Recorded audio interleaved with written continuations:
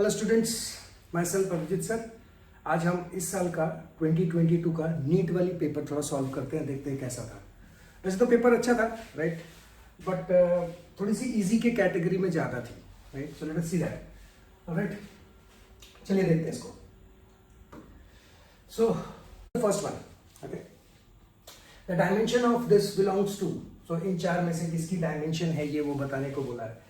So let's see, अगर magnetic permeability बताएं हम तो ए टी स्क्वायर, एम्पियर की स्क्वायर, तो परमिएबिलिटी में एम्पियर की स्क्वायर आ सकती है from force, and that is mu naught upon 4 pi I1 I2 small r, that is your length, basically length, and you have got r with it. Okay, so this is the force that is being applied, and therefore अगर ये बात होती है तो हमारे पास जो mu naught है that will be with 4, that will be with r, clear, and you will have force, you will have r, that will have got I1 and you have got I2, and that will produce force is equal to mass into acceleration LT minus 2, excuse me, and then you have got L cos L, only L, and then you have got ampere और नीचे L भी रहेगी. So you have got A का square because ampere into ampere, and this is again L. So one of the L will cancel out, and that will produce nothing but M L T to the power minus 2 and A to the power minus 2. Are you getting it? So you are lucky enough to get in the first attempt. तो पहला ही था. अगर ये last में होता तो शायद 4 बार test करनी पड़ती. Okay, and if you already know this very well. Okay, let's see the next one. So next one की बात करें अगर हम, एक आइडियल गैस अंडरगोज 4 प्रोसेस. सो एक आइडियल गैस में इस क्वेश्चन में पूछा गया 4 ग्राफ्स दे रखी हैं, और उन 4 ग्राफ्स में द प्रोसेस इज एडियाबैटिक है, आइसोथर्मल है, आइसोबारिक है और आइसोक्रोनिक है. The curve which represents the isobaric. Isobaric एक कर्व होती है, राइट. तो सबसे पहला बात है कर्व होती है और उसकी स्लोप हमेशा ज्यादा होती है. That means if you recall, थोड़ा सा अगर आप इस थर्मो को थोड़ा सा अगर आप पहले सोचते हो, so what will happen is when this is with respect to P and V, so P and V के साथ अगर आप कंपेयर करते हो तो ये मेरी कांस्टेंट है, right. So that is isobaric. So P I can say this as constant. Okay, then you have this one, और इसकी slope और ज्यादा है, and this is simply vertically downward. Okay, you may start from here or from here. Okay, so when you have more slope, right, so when you have more slope and when you have got less slope, उस चीज को देखते हुए हमारी जो ये वाली graph है, that is your, if you name it, number 2. so number 2 is you will be your adiabatic because it has got the slope is more, right. slope जो होती है ना वो ज्यादा झुकी हुई है, slope is more. सो हमसे एडियाबैटिक पूछी गई है. सो एडियाबैटिक का केस में, so which represents an adiabatic, and for your information let me tell you, this is isothermal. Okay, and this is your isochronic, right. So ये हमारी थर्मो की एक बहुत इंपॉर्टेंट क्वेश्चन होती है, बहुत पॉपुलर क्वेश्चन है, बहुत पॉपुलर क्वेश्चन है, तो ज़्यादा कुछ है नहीं इसमें, right. So this is your 2 number. Okay, now let's see the next one. Now if you go to the next one is a biconvex lens has a radius of curvature 2 centimeter each. Okay, so you have a lens, right. So an incident ray falls on it, and therefore I will get this R1 positive, and you will get your R2 negative. So R2 negative, right.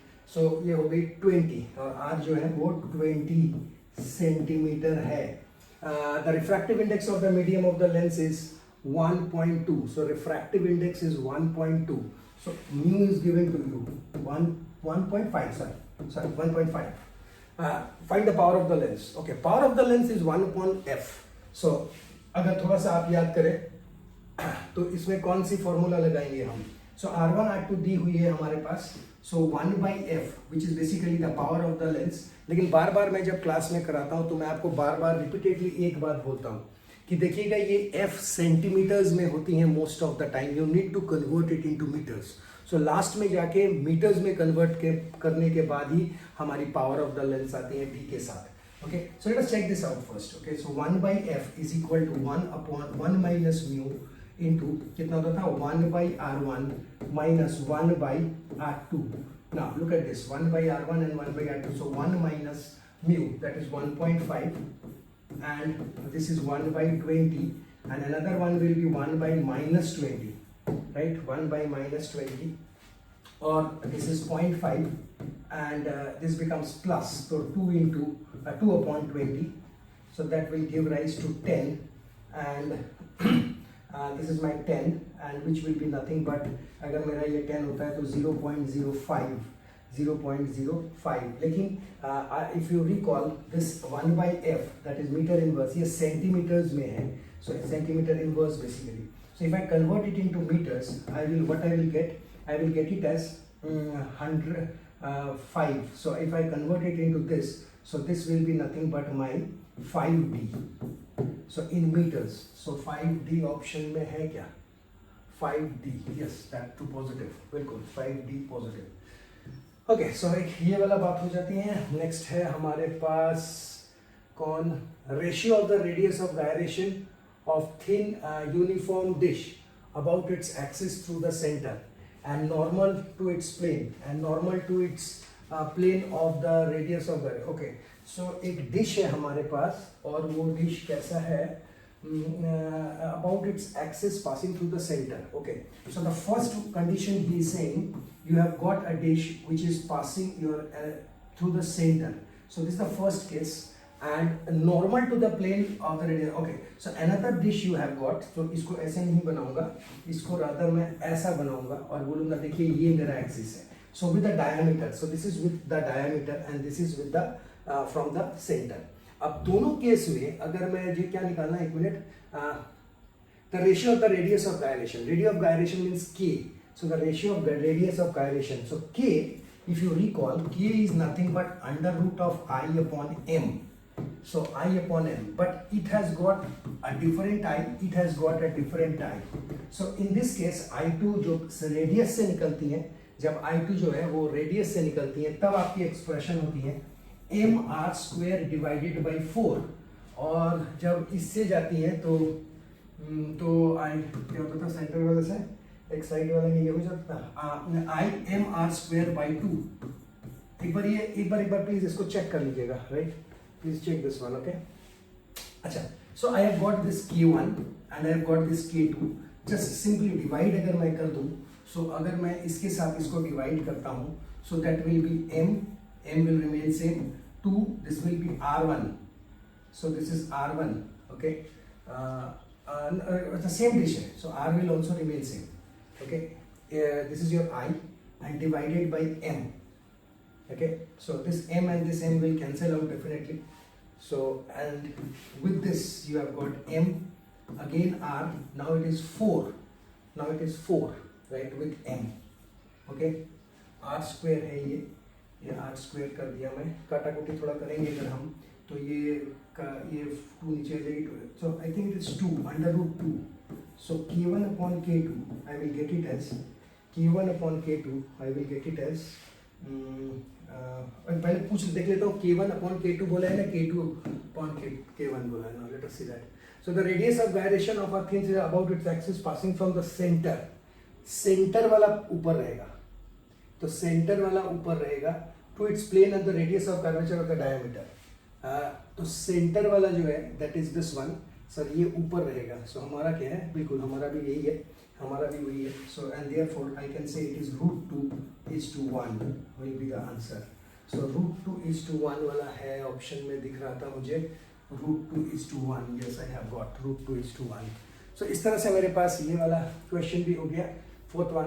Okay, now तो ज़्यादा कुछ है नहीं, बस थोड़ा सा practice अगर रहता है आपका तो हो जाता है, बिल्कुल कोई दिक्कत नहीं था. The angle between the electric field of the electric line of forces and the equipotential surface. So the equipotential surface के साथ इक्विपोटेंशियल जो लाइंस हैं, एक को हम स्ट्रेट लाइन दिखाते हैं, एक को हम डॉट ऐसा डैश्ड लाइन दिखाते हैं, and these two lines are always 90 degrees, right? So ये हम बहुत बार क्लास में डिस्कस कर चुके हैं, बहुत बार, राइट? ये तो अभी आपके खून में भी आ गया होगा, है ना? So they are always 90 degrees. Okay, Now, two objects of the mass this and this are connected to two ends of a rigid rod of length 10 meters with negligible mass. Very good. With negligible mass के साथ हमने दो मास है हमारे पास दो मास है, एक 10 kg है और एक कौन है और एक 20 kg है जो बड़ी है. So 20 kg वाली बड़ी है. ठीक है, बहुत अच्छी बात है. कनेक्टेड टू है 10 मीटर्स. सो ये 10 मीटर्स दूर है with negligible mass. Very good. The centre of the distance of the centre of the mass of the system from the 10 kg. अच्छा, 10 kg से आपको काम करनी है और आपको निकालनी है distance of the centre of mass from the 10 kg is. So you have to get that distance from this. Okay, 10 kg से आपको निकालना है. सो हमारे पास कैसा होता था फॉर्मेट होती थी x is equal to xm xy whatever any cost.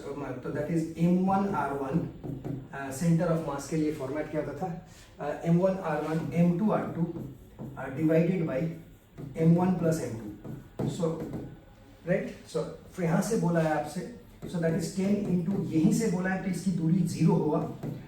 m2 is 20 but my distance is 10 divided by m1 plus m2 and that is 30. So मेरे पास बच जाती है ये cancel and that is 20 by 3. Okay, so बड़ा fraction में भी दे रखा है तो इससे अच्छी बात क्या हो सकती है 20 by 3. Okay, now so ये एक बात हो गया. Then what we have now, then the ratio of the distance traveled by a freely falling body. The ratio of the distance traveled by a freely falling body. Now this is a simple one, right? This is a simple one. इसमें क्या करते थे हम, जरा सोचो आप, इसमें क्या करते थे हम, ये तो मतलब this is the direct question basically. If you book refer to any book, किसी का भी आप नोट्स पढ़े सर, ये आपको मिल जाएगा. Ratio of the distance and that is law of fling. First second third fourth second में क्या होती थी. So आपको अगर याद है, it is proportional to 2n plus 1. So s, I'm interested in 2n plus 1, right? और ये फॉर्मेट कहाँ से आती थी आपको याद करो थोड़ा सा. s nth के लिए हम क्या लिखते थे, s nth के लिए हम क्या लिखते थे, हम लिखते थे u plus a by t into 2n plus 1 minus 1. So ये लिखते थे. Just put 1, just एक बार n को जो है 1 डालिए, n को 2 डालिए, n को 3 डालिए और n को 4 डालिए. u आपको बोला है सर, कुछ नहीं बोला है, खत्म करो उसको. और रेशियो निकालनी है, a by 2 रहने दो, आपस में जब डिवाइड करते हैं a by 2 कैंसिल आउट हो जाता है. तो अगर मैं वहाँ पे 1 डालता हूँ, if I put 1 over here, so what I will get 2n minus 1, so that is 4 minus 1. So if I put n over here, so n equal to 1 माने 2 minus 1, so पहला आएगा 1. फिर मैं 2 डालूंगा, 2 माने 4 minus 1, that is 3. फिर मैं 3 डालूंगा, 3 into 2 6, 6 minus 1 5. फिर हम क्या करेंगे, n is equal to 4, 3 into 2, 2 into 4 8 minus 1, that is 7. So look over here, ये रेशियो हो जाती है 2 3 5 7. 2 3 5 7 is the ratio. क्लियर.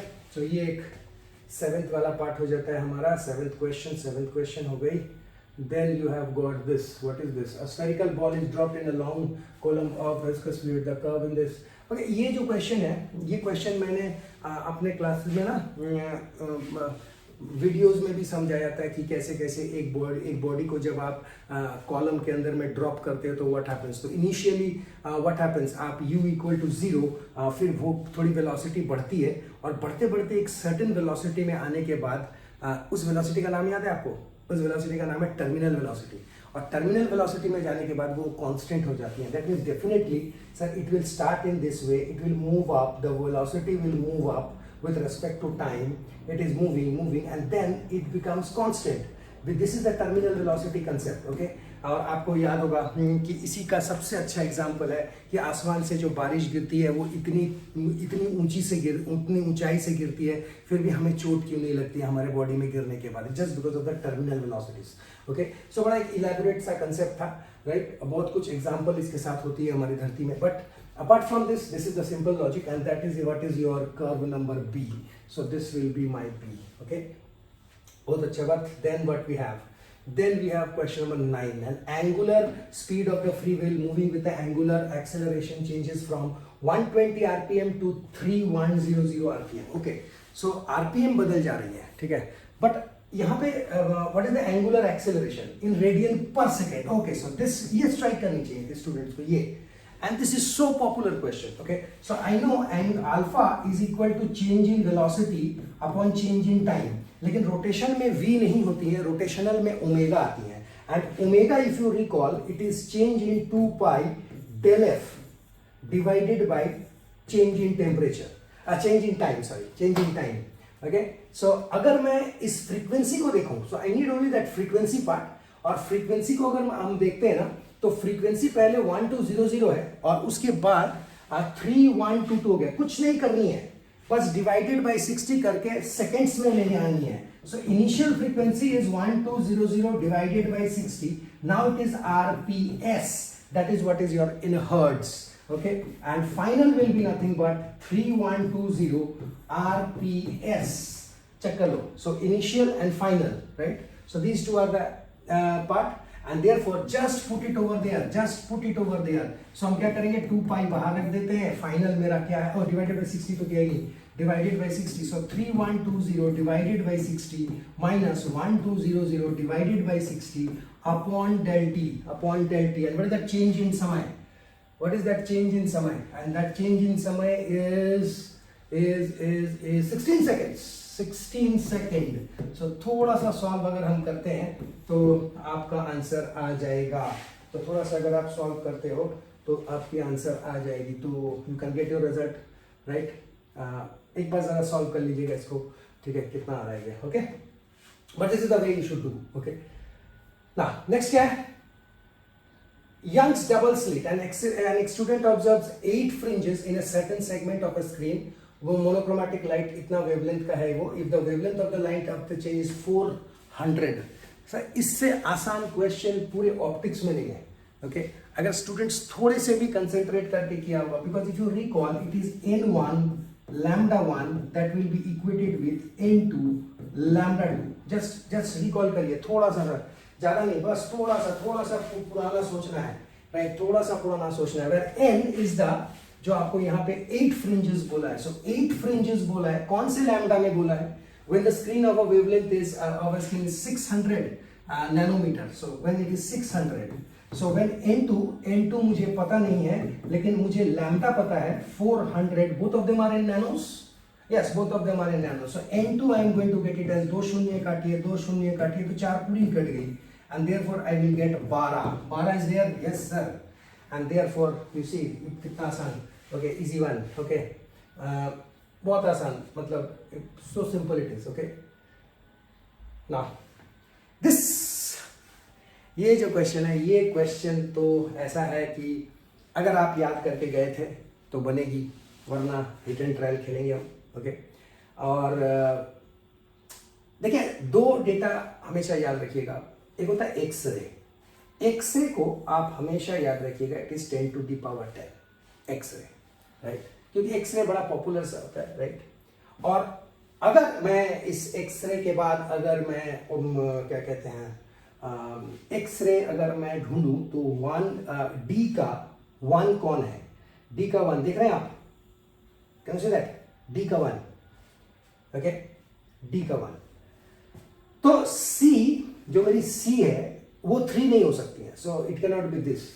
सो इस तरह से हिट एंड ट्रायल करके भी 4 ऑप्शन से आप निकाल सकते हैं. लेकिन अगर मुझसे बोलेंगे तो 10 to the radio waves is 10 to the power 2. माने ए का 2 कहाँ है? ए का 2 किसी में है? इन 3 में से, यस सर, सब बी होनी चाहिए, राइट. सो 2-4 डेटा भी आप पिक आउट कर लेना तो ये प्रॉब्लम बन सकती है बड़े आराम से.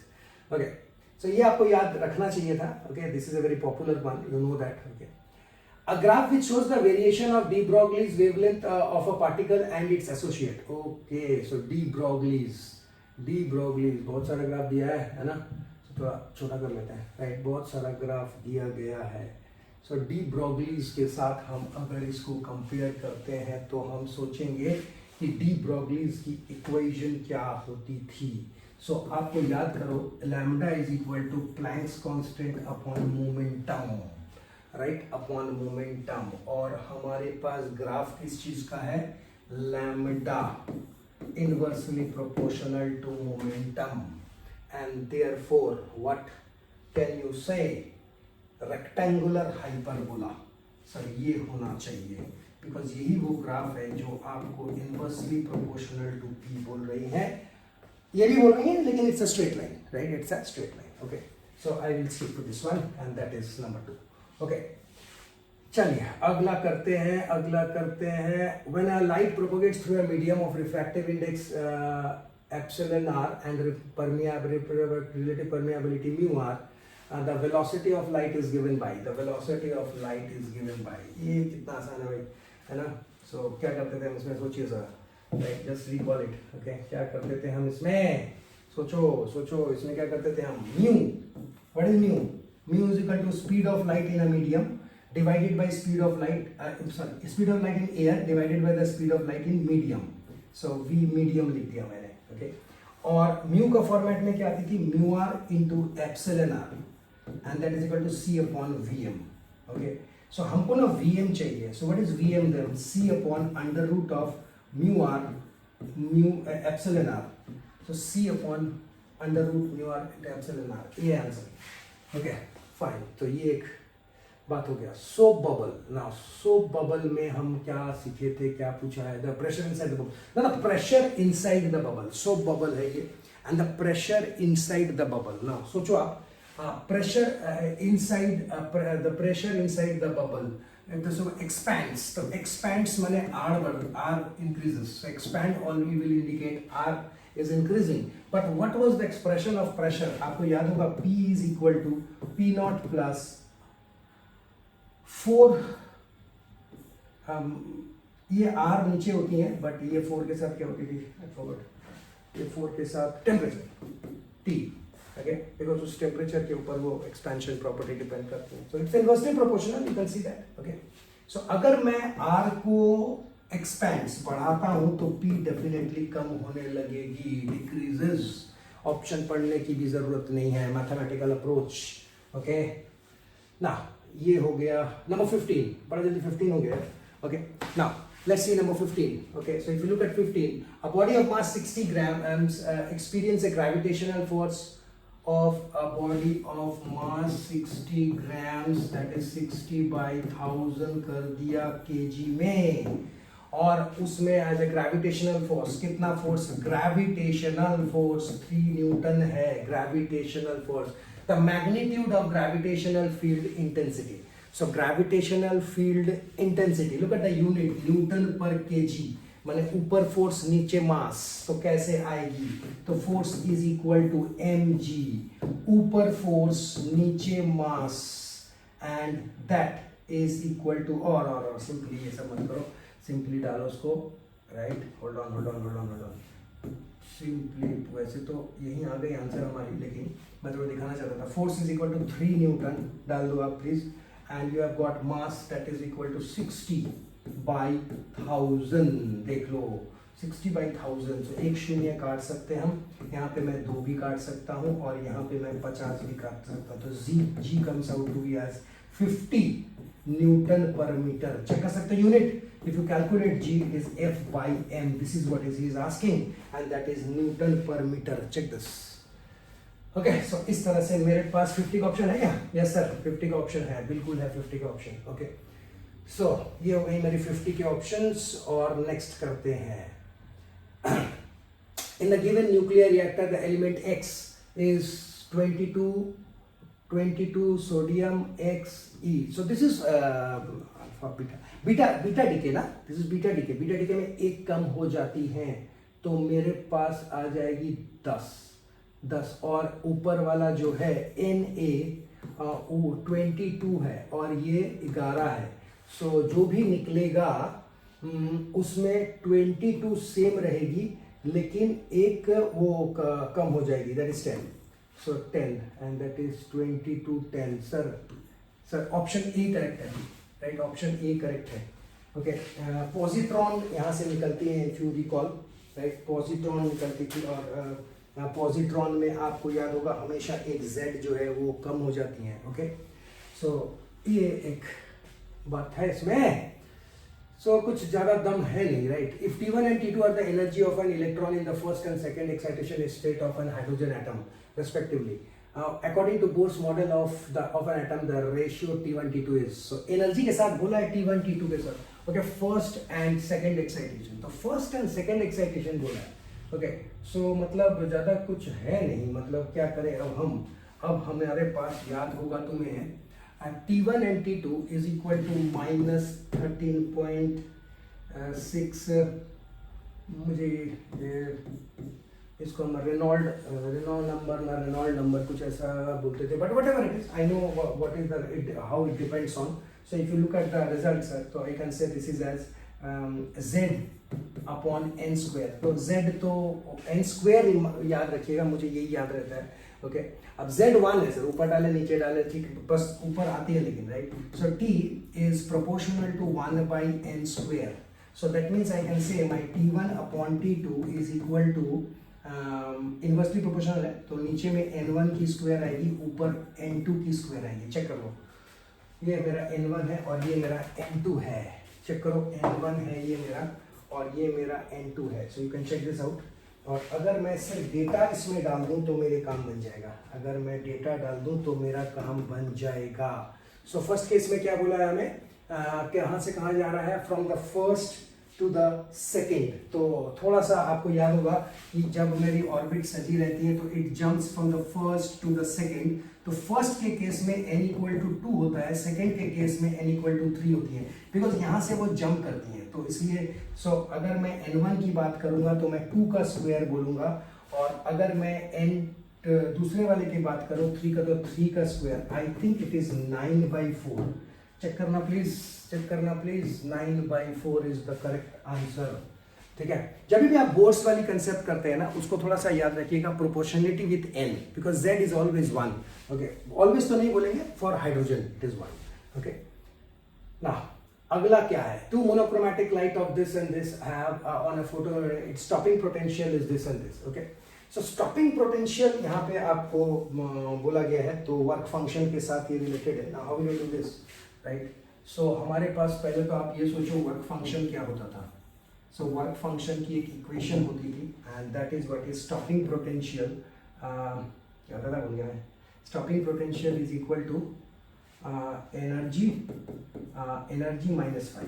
Okay, and this energy was h into nu frequency, and this is equal to again h into nu naught, जिसको आप बेसिकली क्या बोलते हो, वो threshold frequency. So this is my threshold, TH भी लिख सकते हैं, and this is my stopping potential. So यहाँ पे आपको बोला गया है 2 monochromatic light of frequency. So first 2 frequencies है मेरे पास. If you look at the first one, I have got a frequency which is nu minus h into stopping potential.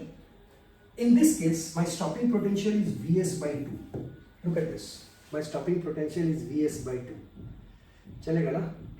वैसे ये क्वेश्चन जो है ये थोड़ी सी टेढ़ी लग रही है. चलो करते हैं. And then we have got the another one, and the another one is when you have got a frequency of V by 2. So h is v माने nu by 2 minus h upon nu naught, and that is equal to Vs, and that is equal to given as Vs. Okay, so don't worry about this. Okay, अब मैं इन दोनों को solve करूंगा और मुझे V naught चाहिए. अब मैं इन दोनों को सॉल्व करूंगा और मुझे V naught चाहिए. तो कैसे करें हम, या तो उसको उठा के यहाँ डाल दो, बड़ा कॉम्प्लिकेटेड हो जाएगा. काम करो, इस इक्वेशन को मल्टीप्लाई कर दो 1/2 से. So Vs by 2 is equal to h nu by 4 minus h V naught upon 2. Now check this out.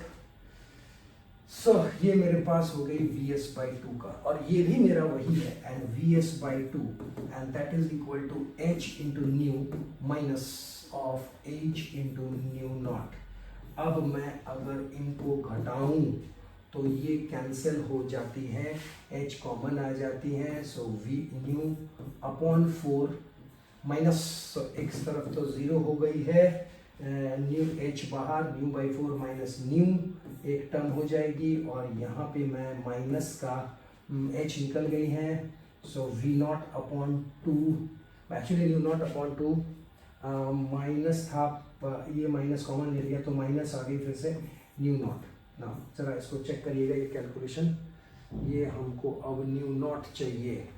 तो अगर मैं इसको उधर लेके जाता हूँ तो माइनस तो 3/4 nu naught nu nu nu nu nu nu naught nu naught nu is equal to half minus this, because ये उधर चली गई हैं तो ये माइनस हो गई हैं 4 and this is minus. Okay, so अगर मैं इसको करूँ तो it will generate negative and this will become plus, and इधर में चला गया तो it is half, so 1/t into nu naught, and here is my nu naught which is 3/2 nu.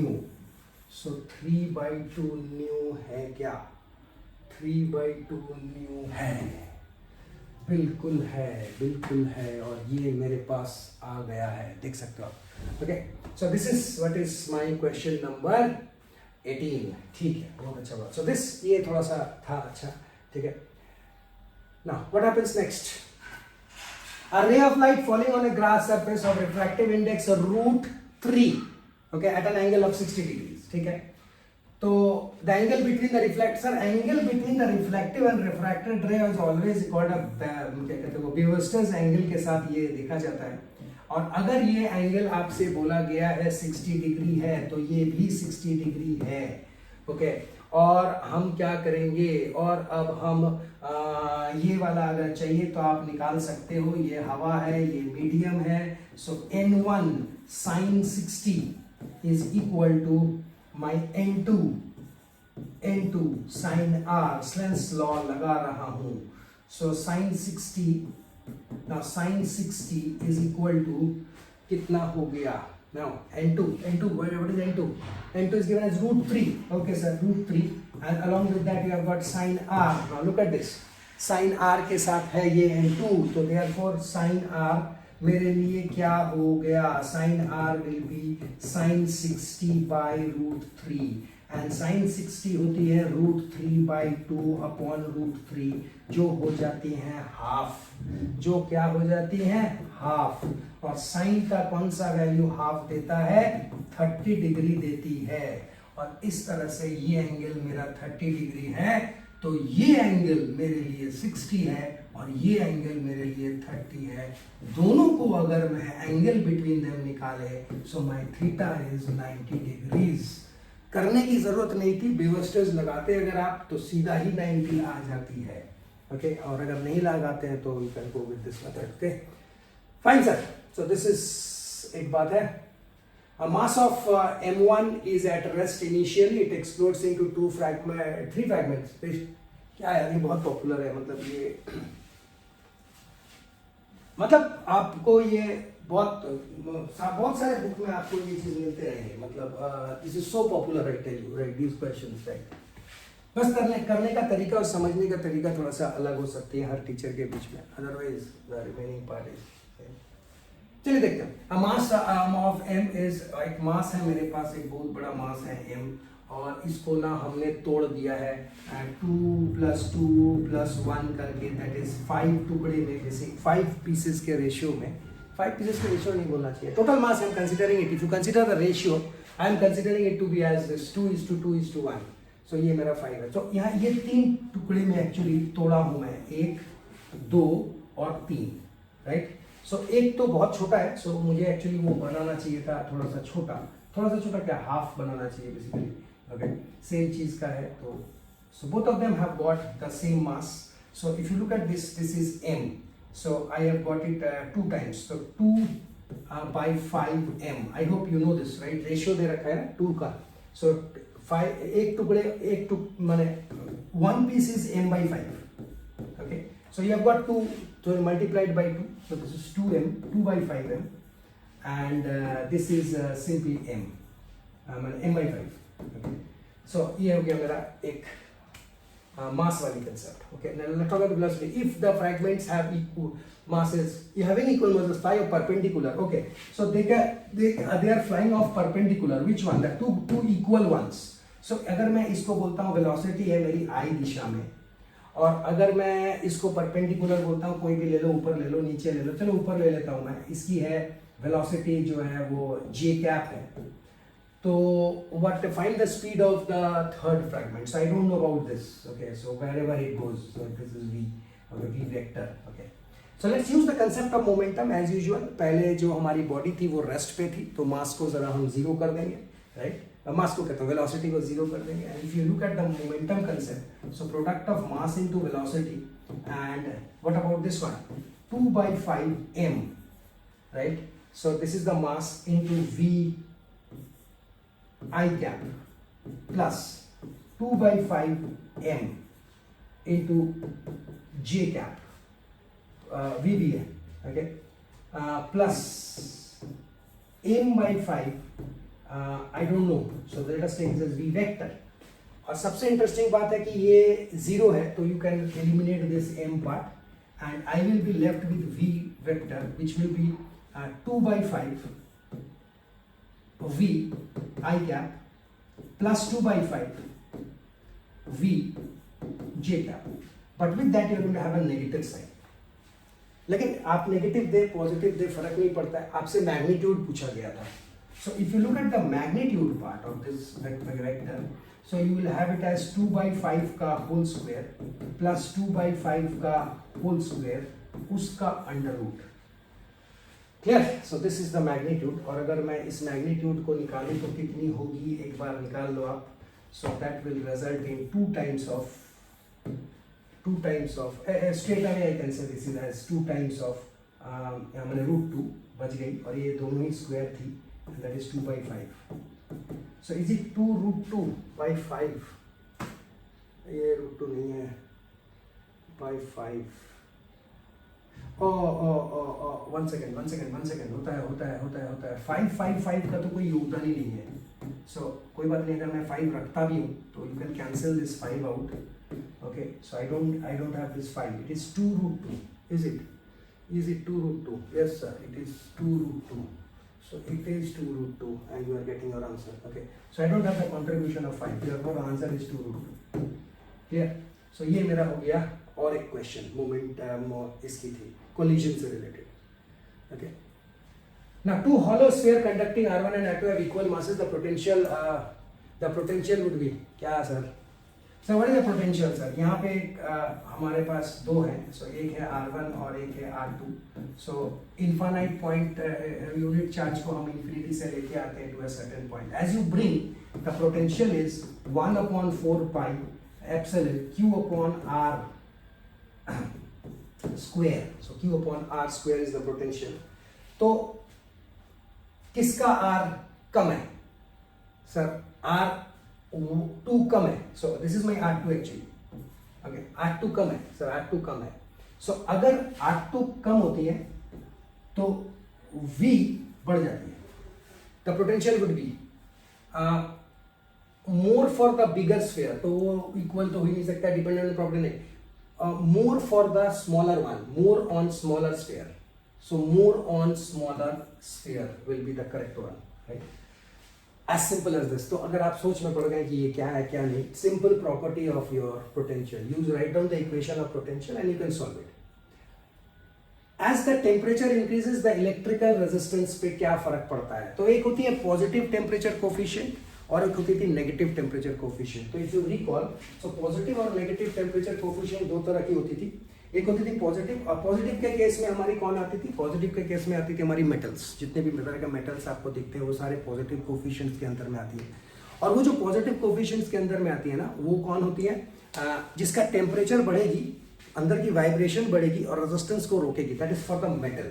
सो मैंने ओवरऑल बात ये हो गया कि जो मेटल है ना, in case of a metal and in case of a semiconductor, so अगर मैं टेम्परेचर को बढ़ाता हूँ, टेम्परेचर, तो जो रेजिस्टेंस है, जो रेजिस्टेंस है मेटल का केस में वो घट जाती है.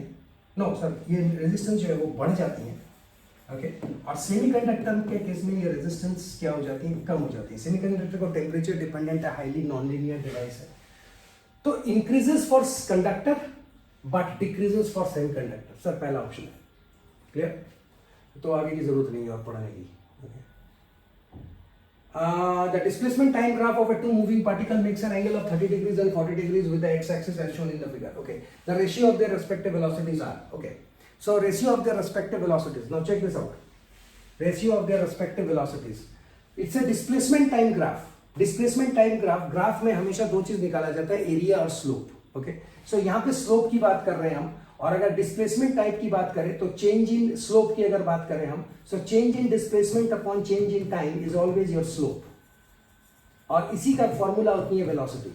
तो इसलिए वेलोसिटीज हमारे डायरेक्टली यहाँ पे निकल सकती हैं. The ratio of their velocities are, so पहला वाला कौन है, पहला किसको दिया 30, सो v1 अपॉन v2 हमको निकालनी है. तो पहला वाला कौन हो जाता है, slope. Slope is nothing but tan theta perpendicular by base. तो पहला वाला केस में हो जाती है tan 30 और दूसरे वाले केस में हो जाती है tan 45. So tan 30 is equal to 1/√3 and tan 45 is 1. So ratio is 1:√3. Check it. 1:√3. Sir इससे आसान नहीं हो सकता है sir. These are so simple, right? To the point, precise. Okay. मतलब करने के बाद भी आपको मतलब एकदम अंदर से महसूस होगी यस दिस इज करेक्ट, इसके अलावा कुछ नहीं हो सकती है. ओके, पर ठीक है, जिसका अच्छा है बहुत अच्छी बात है. Okay, square loop of side 1 meter and resistance 1 ohm. A square loop of side 1 meter and resistance 1 ohm. So 1 meter and 1 meter हो गई, and 1 ohm R है मेरे पास, R है 1 ohm का, बहुत अच्छी बात. और हमारे पास B भी दे रखा है, B is equal to 0.5 Tesla, right. B is equal to 0.5 Tesla भी दे रखा है. ओके, बहुत अच्छा बात. If the plane of the loop perpendicular, if the plane of the loop is perpendicular to the direction of the magnetic field. Okay, so that means he's saying theta is equal to 90 degrees. The magnetic flux, so flux is equal to B into A cos phi. Okay, so B is given to you 0.5 and area. So area अगर मैं बात करूँ तो length into square loop है, तो 1 का square है, so 1 का square है, तो it will come out to be as 1 का square, तो 0.5 weber. So that will give you 0.5 Weber. Okay, so and it is 0.5 Weber. You can check over that. Simple, sir. Simple, simple, and simple. Okay. Now, what will happen to this one? ये क्या हुआ है? In a given figure ABC, the potential drop across the two PN junctions are equal in. अच्छा, ये 3 figure है. इसमें आपसे बोला गया कि ये 3 फिगर में आप मुझे बताएं कि ये इक्वल पोटेंशियल ड्रॉप किस में होगी. तो simply use the concept of forward biased and reverse biased. तो अगर आप ठीक से याद करते हो तो इफ यू रिकॉल नाउ, बड़ा आसान सा ये है. ये अगर आप देखोगे this is plus and this is minus, so positive this is P, so holes are there and they will be repelled again. So ये दोनों ही फॉरवर्ड बायस्ड में है. फॉरवर्ड बायस्ड में जो वोल्टेज ड्रॉप होगी वो दोनों में सेम होगी. सो देखिए सर, ये पहला वाला में तो ड्रॉप सेम है. दूसरे वाला चेक करते हैं. ये प्लस है, ये प्लस है, और प्लस इसको ऑन कर देगी लेकिन इसको ऑफ कर देगी, तो सर गड़बड़ है. तो फॉरवर्ड बायस की वोल्टेज ड्रॉप और रिवर्स बायस की वोल्टेज ड्रॉप एक जैसी नहीं होगी. Now check this out. Okay, now what about the third one? Next क्या करेंगे हम? नेक्स्ट क्या करते हैं रादर नाउ नेक्स्ट क्या करते हैं हम? सो नेक्स्ट क्या करते हैं? PN और NP है दोनों. So if you go to PN and NP, so what you can say now, third वाले में ये माइनस है, सो ये भी माइनस है, सो ऑन है ये, और this is also on. So 1 and मैंने क्या कहते हैं वो A और C ऑन होगी. Sir both A and C on. Sir correct answer. थोड़ी सी फॉरवर्ड बायस्ड और रिवर्स बायस्ड की कंसेप्ट यहाँ पे लग रही थी, कोई बात नहीं सर, ये भी अच्छा था, ये थोड़ी सी अलग थी. A copper wire 10 meter and radius this has an electrical resistance of this. Okay, so copper wire के पास मेरे पास एक copper wire है जिसका लेंथ है 10 meters का, बहुत अच्छी बात. And the radius R is equal to 10 to the power minus 2 upon root pi. Interesting. Okay. So ये एरिया निकालने को ले लिया गया है स्ट्रेट अवे. ओके, अच्छा आगे बोला क्या है लेकिन R is equal to resistance is equal to 10 ohm. The current density in the wire of an electric field is, अच्छा E दे रखा है. ओके, सो E दे रखा है मुझे 10 volt per meter. So current density निकालनी है. ऑल राइट, करंट डेंसिटी निकालनी है. Current density J, that is current per unit area, और हमारे पास area is given to you, no problem. और हमारे पास क्या है, एरिया का मीटर में भी दे रखा है, good, this is interesting.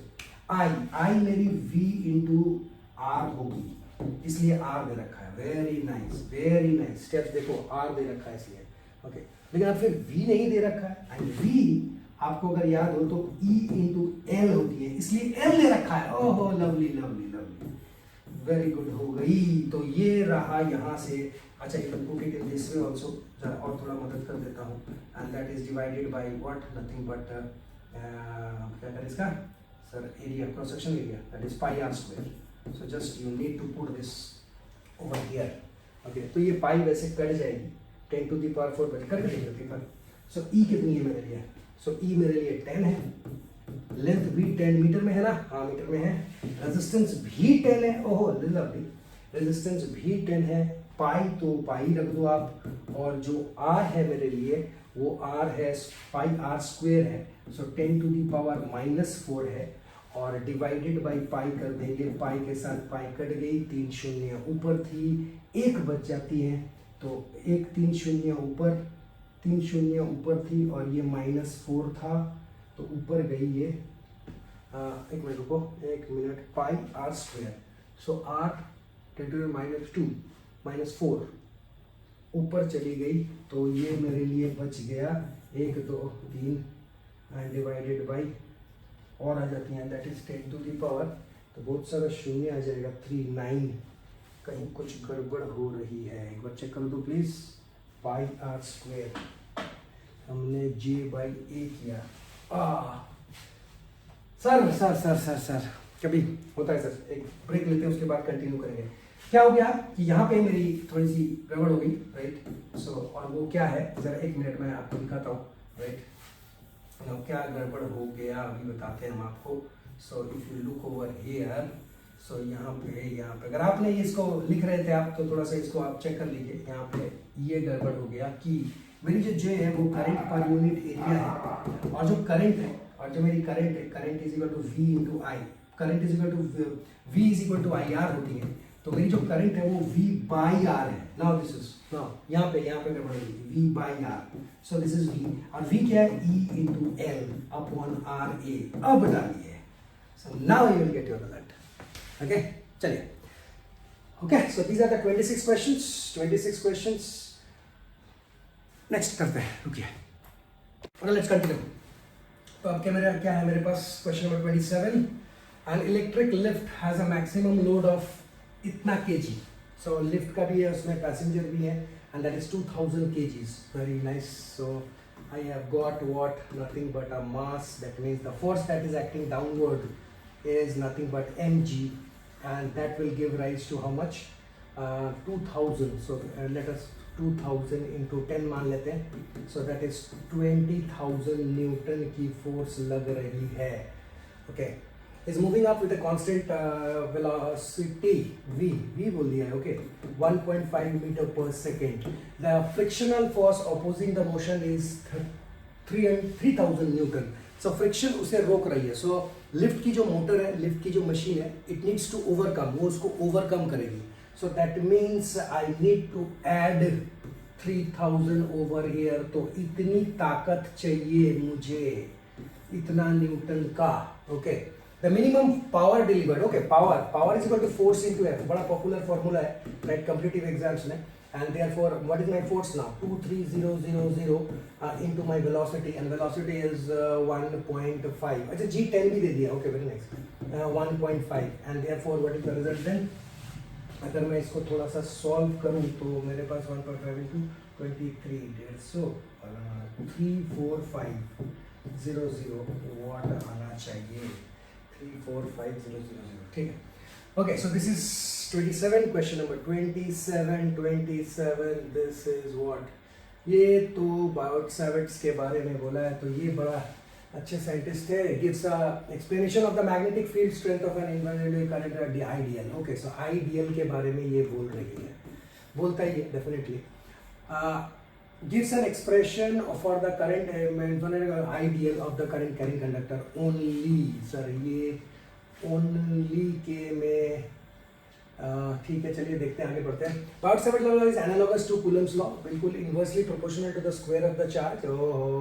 And the former is little bit scalar source, ideal is a vector quantity, right. तो ये तो आगे पढ़ने की जरूरत ही नहीं है. सो मतलब बात ये रहा हो गया कि स्टेटमेंट 1 सही है, स्टेटमेंट 2 गलत है. So I will go for 1. I will go for 1. Okay. Then what? Two resistances, this and this, are connected in parallel to an electrical circuit. Okay. So let us connect them in parallel. Two resistances are connected in parallel. Parallel का मतलब तुरंत voltage same कर दीजिए और V square upon R लगाना पड़ेगा. Right. The ratio of the thermal energy, ऐसे power पूछा नहीं है, एनर्जी पूछा. Okay.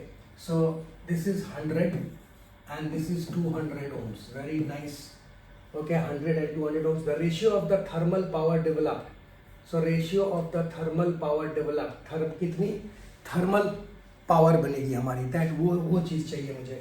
So ratio of the thermal power developed अगर मैं निकालूँ तो power and energy, the thermal energy. So energy is equal to power into time, because rate of doing work. So work done. So work done is energy, P, energy to P, right? So this is my expression. So E is equal to P into T. So T is given to you, I think, for a given time. Okay. So time दे दिया है हमारा for a given time, fixed time है. So that means what I need to find over here is power का रेशियो. So V upon R, V square upon R1, P2 is equal to V square upon R2. ये कर देंगे और मेरे पास R2 square upon R1 square, square क्यों आएगा, V तो कट चुकी है. Okay, R2 upon R1 and that will give rise to R2 कितना था, 200 and this is 100.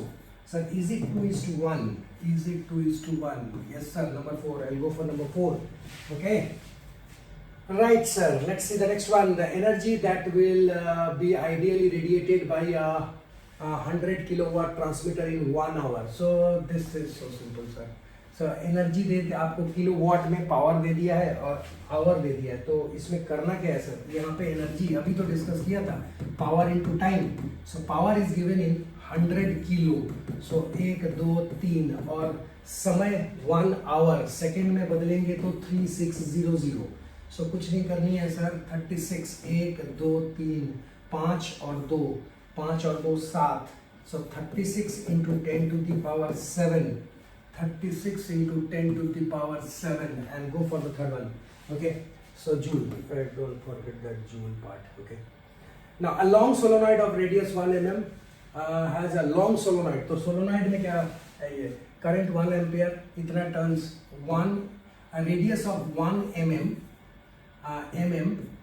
Has 100 turns. तो 100 टर्न्स है उसके अंदर. सो यहीं से n निकालनी पड़ती है हमें. करंट 1 एम्पियर बोल दिया. The magnetic field strength B is equal to mu naught NI. So mu naught NI. So you can just put the data over there, mu naught NI. Just simply data डालना है और कुछ नहीं करना है यहाँ पे. तो अगर मैं यहाँ पे डेटा को डालता हूँ तो mu naught, you know mu naught, and that is 4 pi into 10 to the power 7 का minus sign into n. n क्या किया जाए, n इज इक्वल टू हमारे पास 100 टर्न्स है, बट कितने में है, 1 mm में. तो 1000 डालनी पड़ेगी ऐसे, और उसके साथ आ जाएगा I जो 1 है. ना 4 pi is always 12 point something. So 12 point something. सिर्फ एक चीज देख लेनी है मुझे, ऊपर जाएगा 5. ओके. सो 10 टू द पावर -2 और उसके साथ आ जाती है 12.56. तो I will go for the fourth one. Okay, Tesla. All right. The phase, the plane angle and the solid angle. The plane angle and the solid angle का ये बोला गया है आपको question number 32. The plane angle and the solid angle have no units. So have unit but no dimension. So इनके आपको पता है, this is the very first into 11th में सबसे पहला चीज जो हम टॉपिक कवर करते हैं वो यही होती है, और रिपीटेडली ये बहुत कॉमन एग्जाम्पल है, राइट. दुनिया का मतलब हर नोट्स पे आपको ये चीज मिलेगी, right. Alright. If a half wave rectifier, in a half wave rectifier, if the input frequency is 60 Hz, then the output frequency is half wave rectifier. Now, if you recall, a half wave rectifier looks something like this. Clear? फिर से ऐसा, and what was the given thing? Given was something like this. So this was given. So that means time period दोनों में same रहती है, right? दोनों में time period same रहती है. आई विल गो विथ 60 बोला था, 60 A. So time period same रहती है. लेकिन अगर फुल वेव होती तो टाइम पीरियड हाफ हो जाती है, फ्रीक्वेंसी बढ़ जाती है, 120 हो जाती है अगर फुल वेव होता तो. ओके, अनदर, ये तो देखते ही लग रहा बड़ा सा होगा. A peak voltage of an AC source is equal to, तो peak voltage of an AC source is equal to, so थोड़ा सा अगर आप याद करेंगे तो VRMS क्या होती थी? It is V0 by √2. तो peak मेरी चाहिए ये, तो it is √2 times of VRMS, √2 times the value of the AC, √1 by √2 value of this, so √2 times of the value of the AC. Okay, so this is 1. I will go for 1. Okay, now then what we have, if the initial tension on a stretch string is doubled, okay, stretch string is doubled, अगर मैं double कर दिया, then the ratio of the initial and final speed of the transverse wave. Okay, so ratio of the initial and final wave, तो एक relation थी हमारे पास tension वाले की, वो क्या होता था? V is equal to under root of T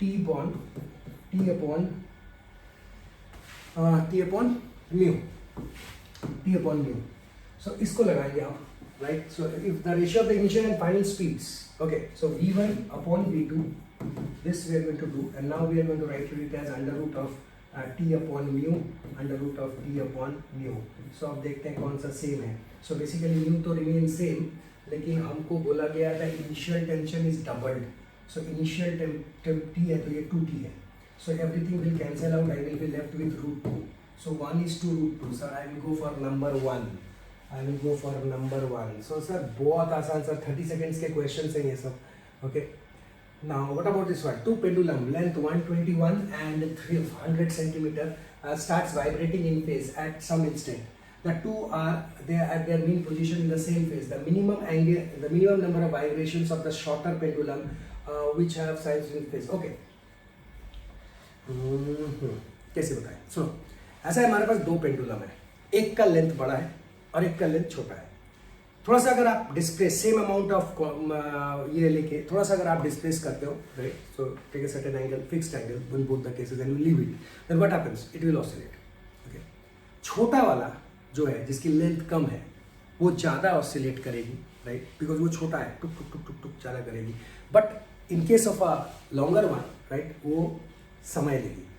आपसे ये बोला गया कि एक बार वो दोनों, ये दोनों छोटा और बड़े वाले एक साथ थे, राइट, अगली बार कब आई, right. So this is what he is asking, the minimum number of oscillations. तो कितने और ऑसिलेशंस बनाएंगे कि इस जगह पे फिर से वो दोबारा आ जाए?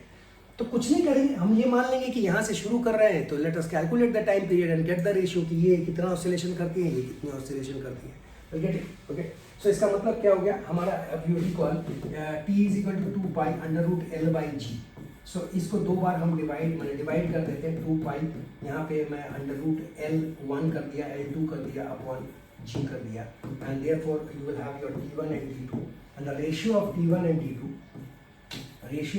एंड T2 को हम अब क्या लिख सकते हैं? बोलिए, अंडर रूट ऑफ ये मेरा L2, that means L1 upon L2 हो जाएगी. सो L1 अपॉन L2 हो जाएगी. ठीक है, longer one and shorter one. So length अभी आपको दे दिया गया है. सो L1 की जो लेंथ है वो द टू पेंडुलम, T1 मैंने हम लॉन्ग वाला ले रहे हैं और T2 मैंने शॉर्ट वाला लिया है. सो लॉन्ग वाला है 121 और शॉर्ट वाला कितना है? 100. So it is T1 upon T2 which is equal to under root भी है, so that is 11 by 10. Now what does this mean? That means अगर छोटा वाला 11 ऑसिलेशन करता है तो बड़ा वाला 10 ऑसिलेशन करती है, क्योंकि दोनों की लेंथ कम थी. तो हमको पूछा कौन सा वाला है? Shorter one. अगर शॉर्टर वन पूछता है तो I will go for this 11. Okay, 11 oscillations वो करेगी. एक तो ये तरीका है, राइट, लॉजिकल तरीका, और एक होती है n times of time period is equal to n+1 into time period. ये भी एक फॉर्मेट होती है, राइट. इसमें भी आप n डायरेक्टली निकाल सकते हैं. इसमें 10 निकलेगी, उसके बाद n+1 कर देंगे, 11 आ जाएगी. Okay, fine.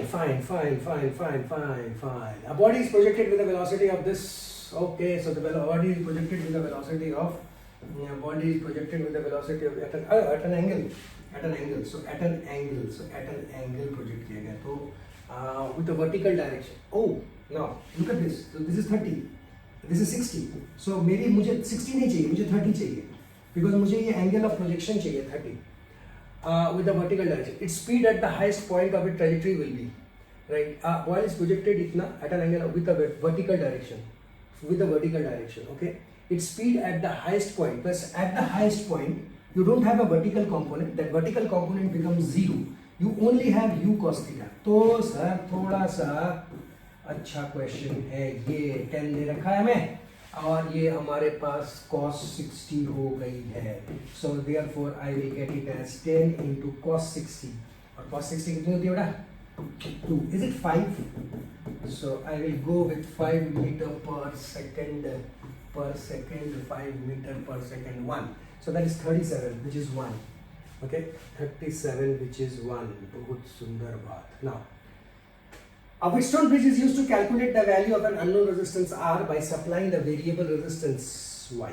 Okay, for the most precise measurement of X, the resistance P and Q should be. Okay, so सबसे precise चाहिए मुझे, right? So if you want a precise value, how will you do that precise value? Clear? कैसे करेंगे हम इसको? कैसे करेंगे सोचो आप, right? How will you do this? Now it's simple. Actually क्या है कि precise चाहिए. Precise मैंने error वाली part चाहिए हमको, ठीक है? तो हमको देखनी है कि क्या P and Q को बड़ा रखे, छोटा रखे, इक्वल रखे, अनइक्वल रखे. ओके, ठीक है, देखते हैं. हमें क्या निकालनी है? हमें निकालनी है X. Okay, so according to the balanced Wheatstone bridge, I can going to write P into Y is equal to X into Q. और इस तरह से मेरे पास X हो जाती है P into Y divided by Q. Now look at this. Okay. और अगर मैं एरर की बात करता हूं तो I will write it as del x upon x is equal to del p upon p plus del y upon y plus del q upon q. Now check this out. अब क्या आता है? I want to make this minimum. If I want to make this minimum, ये केवल P और Q के बारे में ही पूछा है ना. हाँ, तो इस पी को और क्यू को अगर छोटी करनी है तो पी और क्यू को बड़ी करनी पड़ेगी. सो बड़ी करनी पड़ेगी. तो sir I will go with 1. So it should be large and unequal. Okay. So ये थोड़ा सा अच्छा था. Okay. So next one क्या करता है? Next one. Two charges minus Q and plus Q are placed at a distance of L as shown in the figure. बहुत अच्छी बात. So as shown in the figure, two charges are kept, Q1 and Q2. Okay. The magnitude of electric. अरे ये तो dipole है. जहाँ पे L that is 2A. Okay. ये dipole है. Electric field is inversely proportional to 1 by RQ. So direct. So you can put it directly. Okay? Alright? So directly you can say it is E which is proportional to 1 by RQ. Alright? E which is directly proportional to 1 by RQ. तो ये भी एक आसान था. बस थोड़ा सा dipole identify करनी थी और कुछ. Okay? Stretching of spring is determined by a shear force modulus of the material, and another one is the coil of copper has a more tensile strength than a steel of this. Okay. In the light of the above equation statements, choose the most appropriate answer. Okay, choose the most appropriate answer. ठीक है भाई. तो एक बार पढ़ना पड़ेगा. फिर stretch string is determined by the shear stress. तो फिर हमारा shear modulus of the material. Yes. So A तो correct है. A coil spring of copper has more tensile. So copper more है, नहीं स्टील ज़्यादा होता है. So tensile strength of steel is much greater compared to your copper, and therefore दूसरा वाला statement गलत है. So I will go with 1. So that is A is true but R is false. So ये एक बात है. Okay. 40. So these are the 40 questions. Okay. Got it. Now अब next वाला क्या है? 41 देखते हैं जरा. Now look at 41. So a nucleus of mass number Z and split it into two nuclei. Okay, splitting, and the mass is this and this. The ratio of the radius का दूसरा एक ही formula होता था. R is equal to R naught A to the power 1 by 3. So the ratio निकालनी है तो क्या करें? R is equal to R naught A to the power 1 by 3. But 1 and 2. And in this case ये R naught cut जाती है. So I will be left with A. 1 2 कर देते इसमें भी 1 and 2, और ये मेरा डेटा क्या कह रहा है देखिए ज़रा, और ये कह रहा है मेरा ऊपर में ए मास नंबर 125 और नीचे कौन 64, इसकी 1/3. So if you go with 1/3, then I will be having 5 and this is 4. So I will go with 5/4. Yes, this is 5/4. You can check it. तो ये भी बहुत जाना पहचाना क्वेश्चन है, राइट? कोई ऐसा नहीं है क्वेश्चन जो बड़ा सा कॉम्प्लिकेटेड अभी तक आया है, राइट? अभी तक तो कुछ कॉम्प्लिकेटेड दिखा नहीं, right? If you have studied, clear? Okay, तो क्या करना है sir? Please try this. Okay, ये तो आप खुद ही करोगे सर, डायमेंशन वाली क्वेश्चन है, right? I am not doing this one. Okay, what next? Now here ये है a big circular loop, इतना रेडियस है उसका, हॉरिजॉन्टल डायमीटर है. ओके, हॉरिजॉन्टल डायमीटर है इसका, ठीक है? और ये करेंगे. सो you can try this one also. ठीक है, चलिए.